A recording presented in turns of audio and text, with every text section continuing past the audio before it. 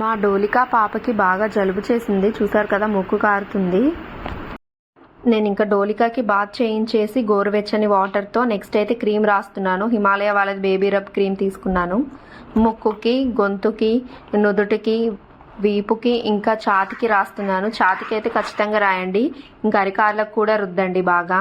దానివల్ల కఫం అనేది పోతుంది, ఇంకా రిలీఫ్ వస్తుంది. వాళ్ళకి నైట్ కొంచెం రిలీఫ్గా పడుకుంటారు. ఇప్పుడు వాతావరణం అసలు బాగోలేదు కదా, అందరూ పిల్లలకి జలుబు కానీ దగ్గు కానీ జ్వరం కానీ ఏదో ఒకటి ఉంటుంది.